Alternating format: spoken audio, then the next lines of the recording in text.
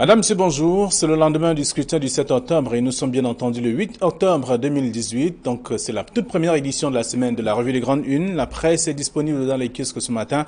La nouvelle expression parle donc de présidentielle 2018. Les visages contrastés d'une élection.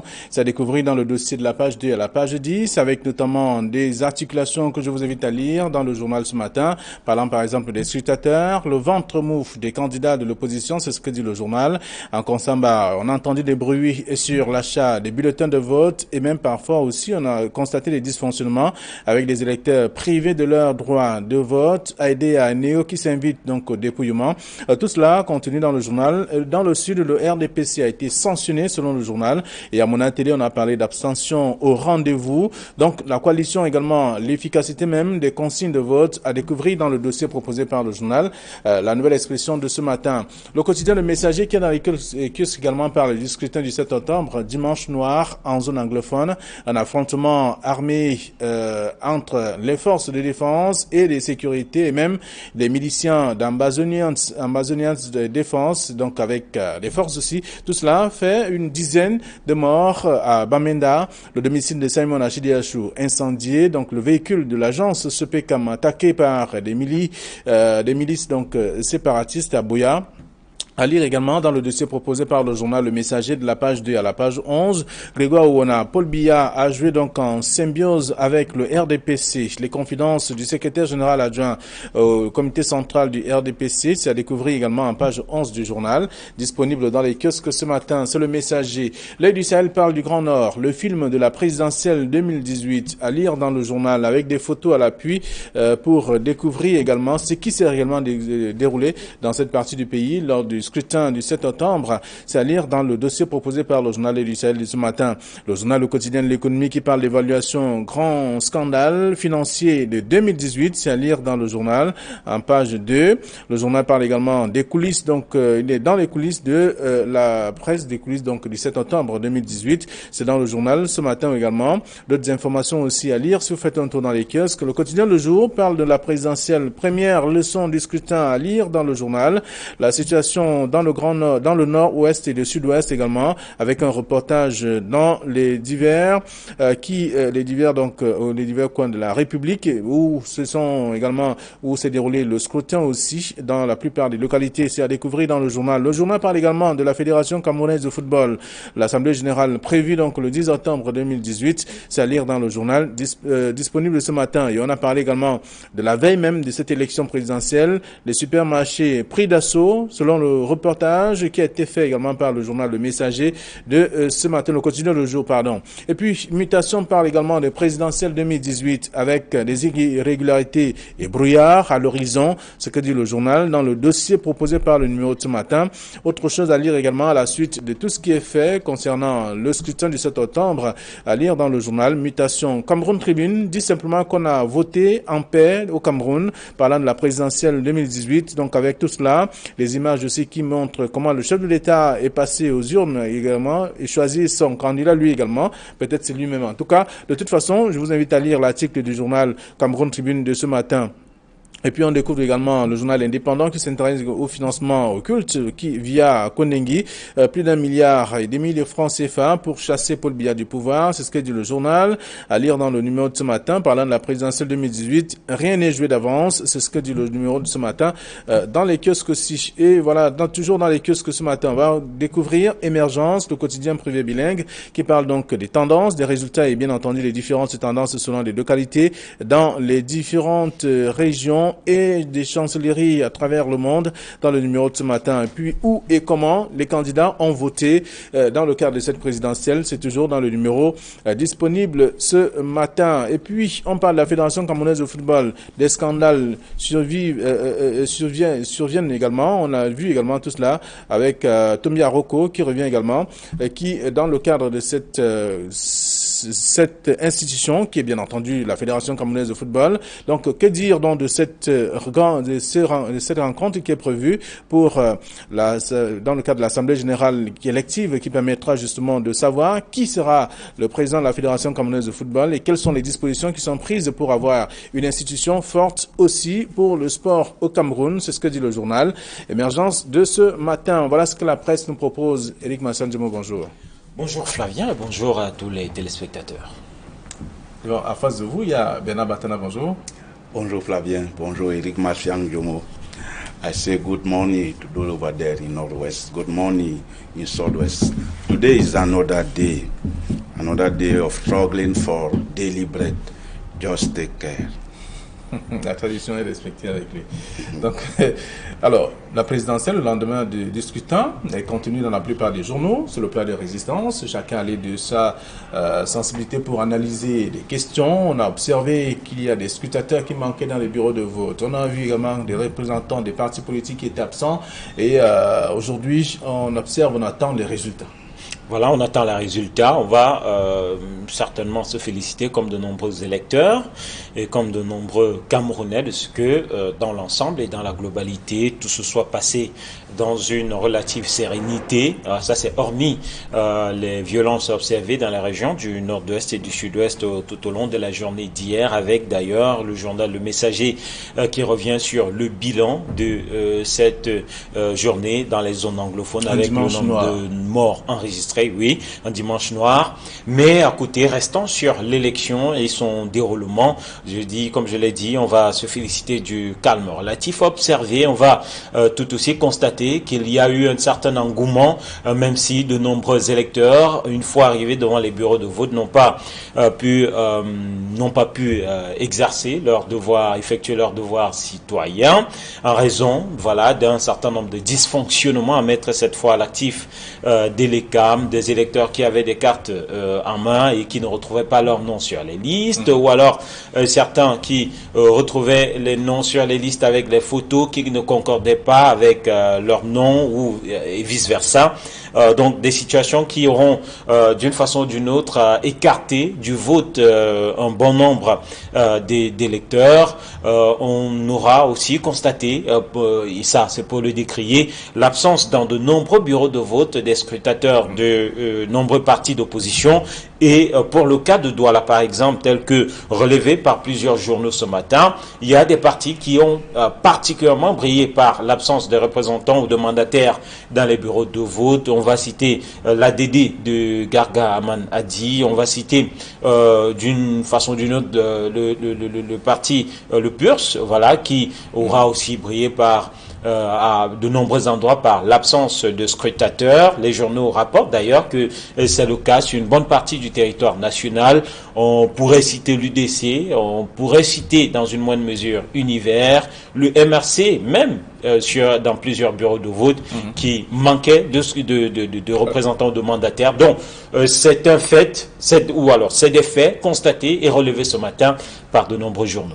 Très bien. La nouvelle expression, précisément, est revenue sur ces différents faits que vous évoquez, mais avec également un point sur un point dans la localité de Monatélé où on a parlé d'une abstention, enfin de l'abstention qui était au rendez-vous, pas d'électeurs qui sont allés aux urnes, se sont abstenus d'exercer leur droit civique. Oui, certainement, leur droit civique, et c'est leur droit le plus absolu. Aller comme de ne pas aller voter. On parle de Monatélé. Moi, je pense qu'il faut peut-être revenir sur un fait que moi j'ai constaté. Malgré l'alliance faite entre Akeremouna et le candidat Kamto, on a retrouvé au niveau des bureaux de vote des bulletins de Akeremouna. La conséquence, c'est quoi? C'est que par là, le candidat Kamto a perdu, puisqu'il y a des électeurs qui ont mis dans l'urne le bulletin d'Akeremouna. Et du coup, ça, c'est des électeurs perdus. Et on a lu un communiqué de Elekam qui disait que c'était pas prévu ce genre de coalition après que les bulletins aient été... Il est parlé des questions de temps. Il est question de temps. Voilà. Moi, je pense que en réalité, la loi est au service des hommes. Ce n'est pas les hommes qui sont au service de la loi. Il fallait prévoir. Il faut que la loi s'adapte aux réalités. La loi devait prévoir que d'un moment, parce qu'il n'y a pas un moment précis où on va dire qu'on fait une alliance. On fait une alliance au moment où on juge opportun. Ouais. Et donc, la loi devait être là au service des gens. Il faut, ça c'est une irrégularité, ça c'est un dysfonctionnement qu'il faut relever pour que prochainement ça ne se produise pas. Le candidat lui-même l'a évoqué, en tout cas on a suivi sur Equinox. Bon, il y a eu, comme on le dit, un déficit de scrutateurs des partis de l'opposition dans les différents points de vote. Il faut aussi regarder ça. Il n'y a pas eu peut-être de déploiement de ces partis de l'opposition, faute de moyens et autres là. Il y a eu un déficit criard de scrutateurs. La nouvelle expression parle même des bureaux de vote dans les chefferies, ce qui a été décrié avant et qui malheureusement devient têtu au niveau de l'organisation. Je crois qu'on devait mettre les conditions pour que l'élection se passe en toute transparence, mais en tout état de cause. On a constaté qu'il y a eu un engouement de la part de la jeunesse. La jeunesse est beaucoup plus allée aux urnes. La jeunesse et les femmes. La jeunesse et les femmes sont allées aux urnes. Il y avait donc un manque criard de leaders jeunes. Parce que tout se passe comme si les jeunes sont venus en votant les jeunes, tout en s'opposant à la vieille garde de la politique. Donc, finalement, il se pose un problème de renouvellement effectif de la classe politique au Cameroun. C'est les premières leçons qu'on peut tirer du scrutin d'hier. Alors, des candidats qui crient déjà aux irrégularités et aux fraudes, on a entendu certains qui estiment que sur le plan national, il y a eu des irrégularités, même à l'étranger aussi, selon des éléments, des informations qui reviennent, en tout cas en possession de ces derniers, on estime qu'il y a toujours, on va parler même de fraude, même si on a constaté que chacun est resté dans son bureau de vote pour contrôler son vote. Oui, ça particulièrement, c'est un autre fait à noter derrière ce que disait Bernard. Je ne parlerai pas d'euphorie, mais cette volonté de contrôle de la part de nombreux Camerounais qui, on l'a observé jusqu'à très tard dans la nuit, sont restés aguichés au niveau des grilles, des bureaux de vote pour pouvoir constater l'effectivité du décompte final. On en a vu qui ont jubilé au regard des résultats qu'on observait dans certains centres de vote. Ça aussi c'est nouveau parce que par le passé, c'était pas véritablement ça. On l'a dit, cette élection a ceci de particulier et ceci d'historique que elle a sonné comme le glas du réveil d'une certaine conscience et d'une certaine envie. Elle aura eu le mérite d'avoir donné envie à nouveau aux uns aux autres de s'intéresser à la chose politique. Et dans ce registre, je voudrais particulièrement citer la gente féminine et les jeunes. Voilà une classe ou deux classes qu'on a particulièrement observé dans un certain engouement au cours de l'élection d'hier. Bon, à côté, vous relevez ce fait que met en avant la nouvelle expression, à savoir quelques leaders politiques ou quelques candidats qui ont décrié les manquements observés dans ce registre. Cabral Libi, par exemple. Nouvelle expression, voilà, met en avant le cas de Cabral Libi, qui parle de ces scrutateurs, par exemple, au Cameroun même, et à l'étranger qui se sont vus refuser parfois l'accès dans certains bureaux de vote. Il y a le cas de Bouya où il a relevé le fait que le maire ait expulsé le scrutateur, le mandataire du parti Univers, tout simplement parce que celui-ci demandait à voir plus clair dans l'organisation de ce bureau de vote. Et donc c'est des irrégularités, malheureusement. On s'attendait à voir cette élection se dérouler avec le moins d'irrégularités possible. C'est vrai qu'il n'y en a pas beaucoup qui sont relevés, mais même ces quelques cas qui sont mis en avant sont assez graves pour être relevés. Voilà, parce qu'il y a des pratiques quand même qui relèvent d'une autre époque, qui ont été observées et qui sont décriées par ces leaders et par ces candidats. Alors, parlant des pratiques, il y a eu en Konsamba, par exemple, des bruits sur l'achat des bulletins de vote, selon le journal, qui estime qu'il y avait des gens qui s'occupaient, en tout cas, de cette opération, qui attendaient. Leur problème était de passer, d'orienter les électeurs qui arrivaient et leur dire, bon, allez, il faut voter pour tel, parce qu'à la fin, vous présentez ce que vous avez comme bulletin à rejeter. Pour obtenir des prébendes en échange. Bon, il faut dire que ça, c'est des pratiques anciennes, c'est des pratiques qu'on connaît, qui, à Konsamba, ont la peau dure. C'est-à-dire l'achat des consciences, c'est-à-dire l'achat des votes, c'est-à-dire que on voit un électeur, on lui dit voilà, de l'argent, il faut voter pour telle ou telle personne. Moi, je pense que c'est des faits qui devaient être avalés par l'engouement populaire, par ce que j'ai appelé la révolution Cabral libyenne, parce que c'est lui qui a impulsé avec son mouvement 11 000 électeurs, 11 millions d'électeurs. Vous voyez, qui a entraîné beaucoup de jeunes.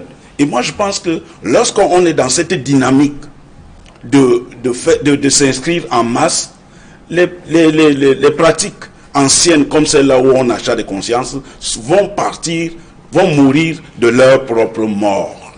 Vont mourir de leur propre mort. On ne verra plus cela parce que, décidément, il y a une nouvelle génération qui arrive. Celle-là qui pense que on ne peut rien laisser passer. On ne peut rien laisser passer. Je pense que cette révolution Cabral libyenne viendra donner une solution à ce problème. Alors, donc, à côté de ce que la nouvelle institution propose ce matin... Je ne mettrai pas ça simplement à l'actif du Cabral. Pour moi, ce serait un peu minimiser l'impact de la campagne des autres candidats qui auront mobilisé aussi des troupes importantes. Je voudrais penser dans ce registre, même au pasteur à Fanny Ndifor, penser à Joshua aussi, penser à Maurice Kamto, penser à Serge Espoir Matomba, entre autres, qui, au cours de leur campagne populaire et populeuse telle qu'observée, ont drainé des foules, ont drainé des jeunes, ont drainé des femmes. Penser que c'est simplement l'effet Cabral Liby, voilà, ce serait un peu oublier l'impact de ces autres candidats sur cette élection. Non, sans toutefois minimiser l'impact des autres là. Je veux dire que c'est lui qui a donné le là par rapport à cette nouvelle donne politique, à cette nouvelle impulsion. Et on a entendu Maurice Kamto parler également de cette affaire et rappeler quand même aux uns aux autres que cette fois la fraude ne sera pas au rendez-vous. Lorsqu'on est en masse, il y a ce qu'on appelle la loi des grands nombres qui peut jouer sur ces incidents mineurs. Qu'on achète 2 ou 3 votes ou 20 votes ou 100 voix. Mais si on est des milliers, on va avaler cette petite fraude que je jugerais de mineure. Très bien. Alors, ça, c'est dans la nouvelle expression. Le quotidien Le Messager, qui est resté dans le dimanche noir en zone anglophone, parle également d'autres faits. On a vu des affrontements, en tout cas armés, entre les forces de défense et bien entendu les ambazoniens, comme on les appelle, et en même temps, le domicile de Simon Achille Achou qui a été incendié. Bon, je ne sais pas si ça surprendrait qui que ce soit. Voilà, qui que ce soit. Il y a bien plus. Il y a bien plus. Si l'on s'en tient ou se réfère à ce qui s'est passé au sud-ouest, le tribunal de grande instance, par exemple, de Kouba incendié, le cortège ou le convoi du sous-préfet de Bouya attaqué, c'est le véhicule de cette entreprise de presse attaqué tout aussi. Vous parlez de ces échanges violents, nourris de coups de feu entre les forces de défense et de sécurité et les séparatistes ambazoniens. Voilà. Malheureusement, c'est le tableau sombre que nous a offert ces régions du nord-ouest et du sud-ouest hier. Malgré cela, voilà, on va dire que il y a eu le vote. Il y a eu le vote et les chiffres d'ailleurs qui sont avancés de ce côté-là montrent une grosse participation des personnes de ce côté-là à cette élection présidentielle. Donc ce sont 2 tableaux, voilà, distincts qui sont présentés pendant que il y avait des tueries, pendant qu'il y avait ces attaques. Le vote s'est déroulé Et on attend les chiffres officiels qui seront avancés, mais en tout cas, je ne voudrais pas commenter, je ne rentrerai pas dans les chiffres parce que je n'en ai pas le droit. Mais on attend. Peut-être on en parlera à nouveau quand ces chiffres seront rendus publics. Bien entendu. Alors, cette partie, en tout cas, qui n'est pas restée calme durant le scrutin. Oui, je pense qu'il faut dénoncer une fois de plus.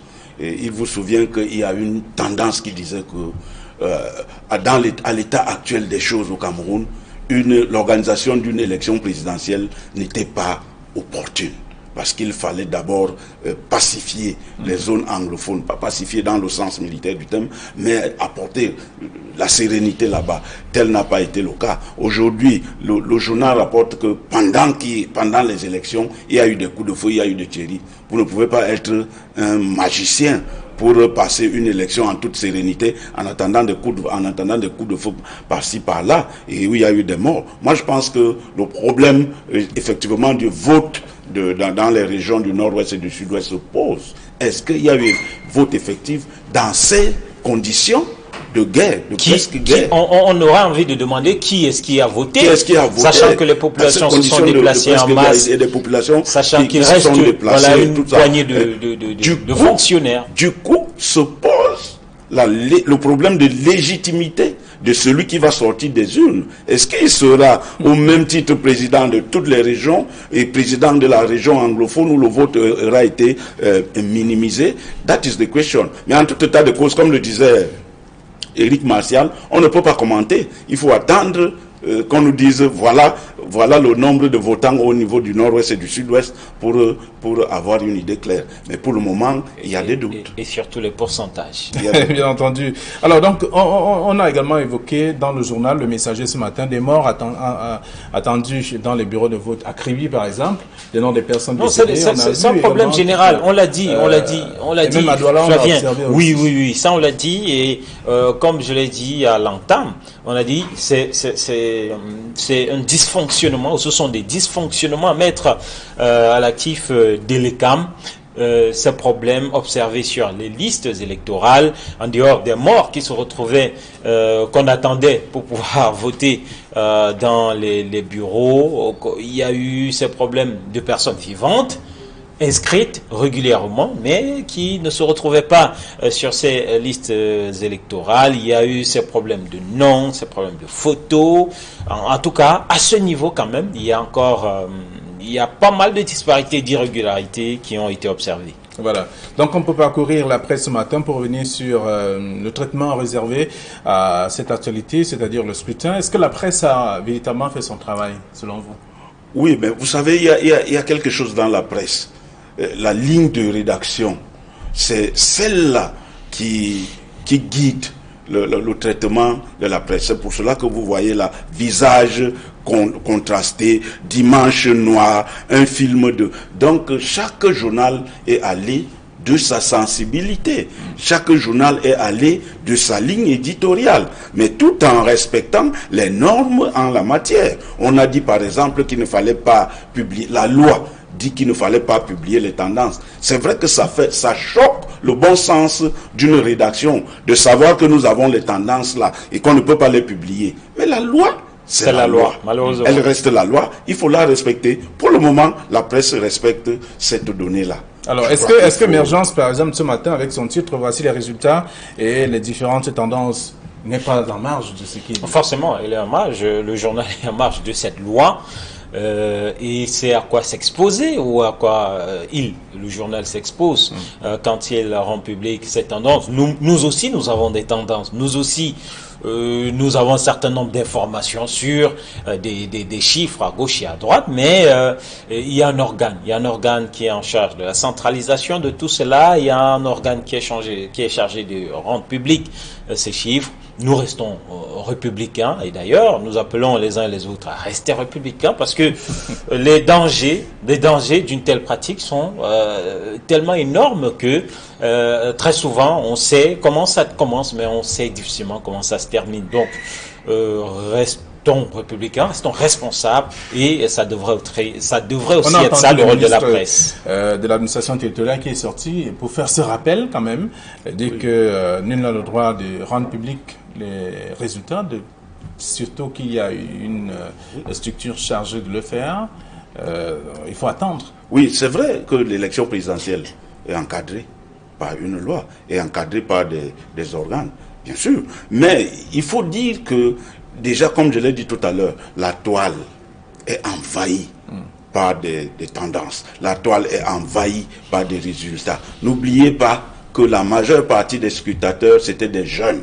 Et des jeunes qui sont androïdes. Des jeunes qui n'ont pas manqué de filmer le tableau de compte là. Non, puisque c'était pas interdit.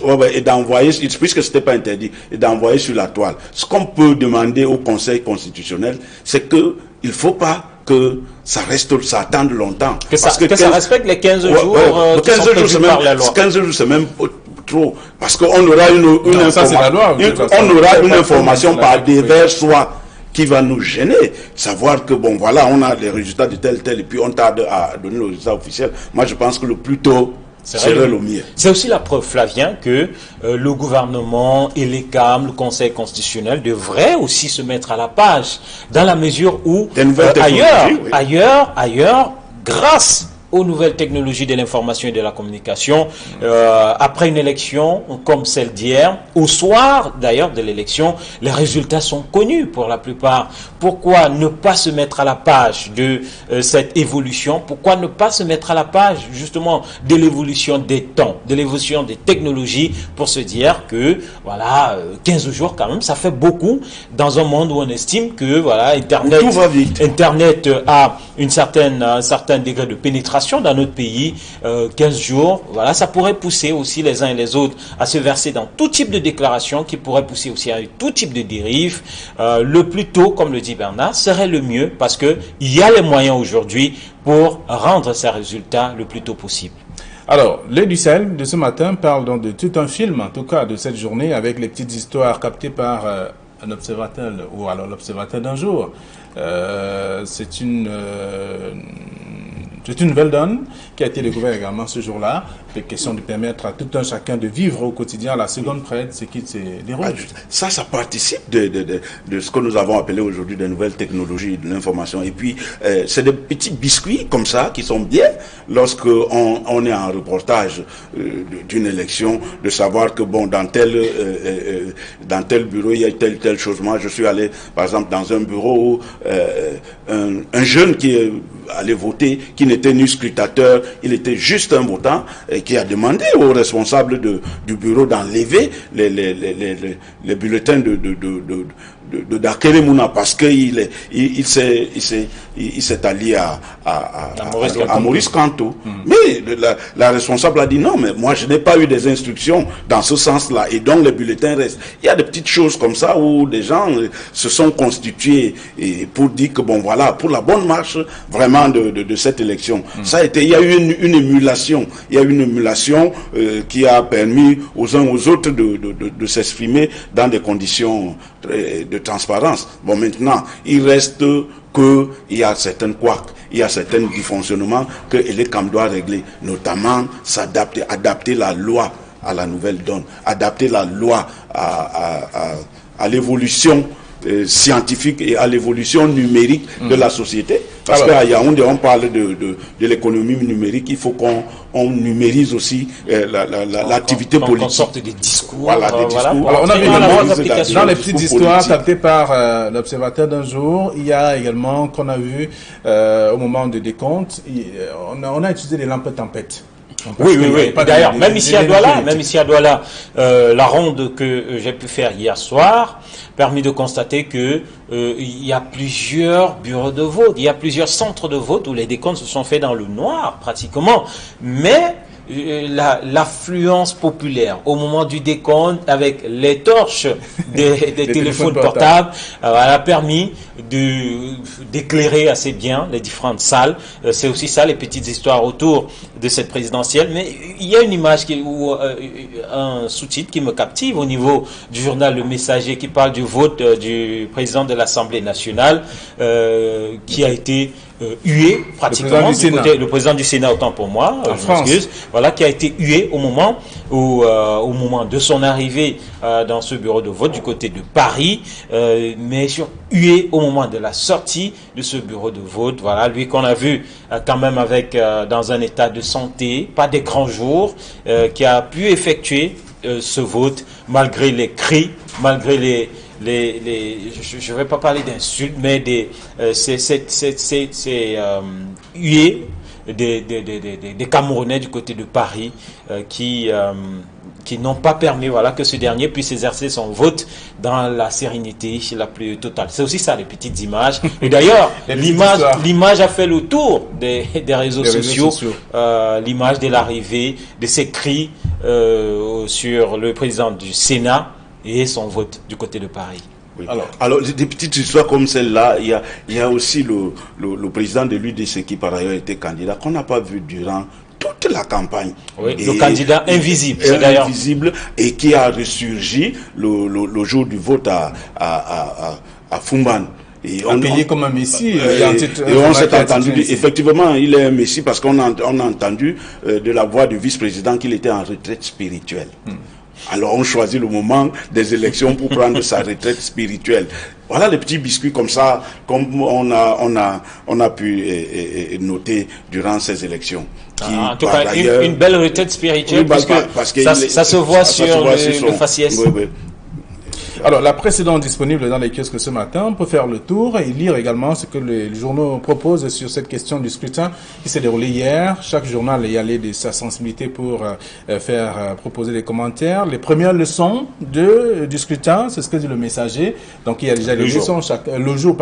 Chacun essaie également de dire un peu ce qu'il a pu retenir et observer sur le terrain. Voilà, il faut retenir que le retour de l'engouement à la chose politique. Parce que juste ici, après 92, les gens se sont plutôt écartés de la chose politique. On disait, attends, moi, ça ne me concerne pas. Les hommes politiques, les jeunes se sont remis à la politique. Où les résultats sont connus d'avance. C'est ce qui est très souvent on ne peut pas aller à une justifier le peu d'engouement.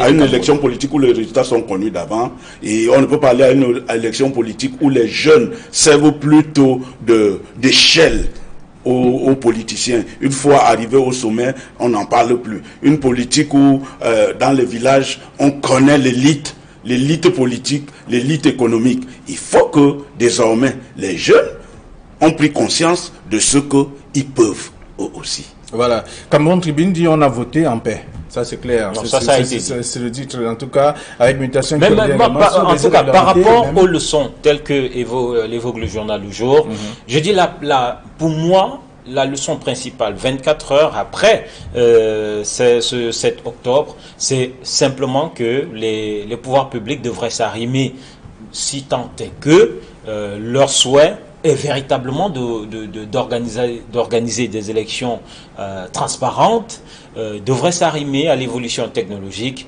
Il y a des possibilités, on l'a constaté hier, il y a des possibilités de rendre public ces résultats dans un délai largement moins court que les 15 jours qu'il se donne, que prévoit la loi pour la publication de ces résultats. Très bien. Moi, c'est la principale leçon au regard de ce qui est observé depuis hier. D'accord. C'est le quotidien le jour. Première leçon du scrutin. Mutation parle d'irrégularité et bien entendu brouillard à l'horizon. Et là, Cameroun Tribune qui parle on a voté en paix. Tout cela dans le journal ce matin. Alors, si on revient sur le journal Le Jour, on parle de la Fédération camerounaise de football avec l'Assemblée générale prévue le 10 octobre prochain. Une assemblée générale qui est attendue, même s'il y a pas mal de contestations. C'est la bonne date Bon, moi je sais pas. Qui suis-je pour savoir si c'est la bonne date ou pas? Il y a pas mal de contestations par rapport aux membres de cette assemblée générale qui ont été choisis par le comité de normalisation.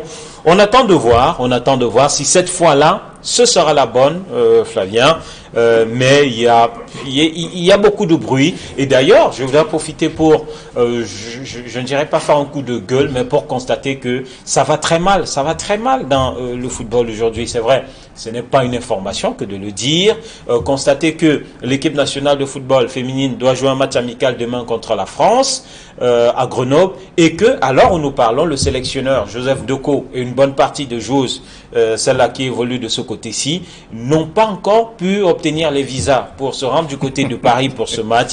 Ça fait mal. Constater que l'entraîneur Clarence Seedorf, lui, navigue pratiquement à vue. Il est à la peine depuis son arrivée avec les différentes listes qu'il rend publiques, des joueurs blessés qu'il convoque, des listes qu'il rend publiques et qu'il est obligé de modifier au fur et à mesure. Ça fait pas bon, ça fait pas beau pour notre football, alors qu'on nous dit que celui qui pilote un peu les choses de loin, c'est un ancien capitaine, c'est un ancien footballeur, ça craint. Voilà. Les milieux de sport, vous intéressez également. Pour terminer avec le soir, il faut peut-être que je dise quelque chose sur l'élection présidentielle. Pour préciser que la hauteur d'un homme politique se mesure à la capacité d'accepter la victoire de son adversaire et de le féliciter. Oui. Nous attendons que ce soit ainsi au Cameroun. Maintenant, en ce qui concerne la FECAFOOT, vraiment, il faut vivement que l'Assemblée générale là, vienne mettre de l'ordre, parce qu'il y a un tel cafouillage dans ce milieu-là qu'on ne sait pas qui est qui. On retrouve, ce matin j'ai entendu j'ai appris par Equinos qu'il y a des entraîneurs qui se sont improvisés là-bas pour tenir les filles en attendant que Joseph Ndoko arrive. En attendant que l'entraîneur principal arrive. Autant de choses qui ne font pas évoluer l'activité au niveau de la FECAFOOT. Vivement que cette assemblée vienne finalement mettre de l'ordre. Merci à vous, chers messieurs. Nous allons laisser le soin aux lecteurs de faire un tour dans les kiosques ce matin et de pouvoir se procurer les différents tabloïds afin d'être au parfum de l'actualité. Bon retour à vos différentes rédactions. Demain, ce sera plus meilleur qu'aujourd'hui. Bonne journée à tous. Merci.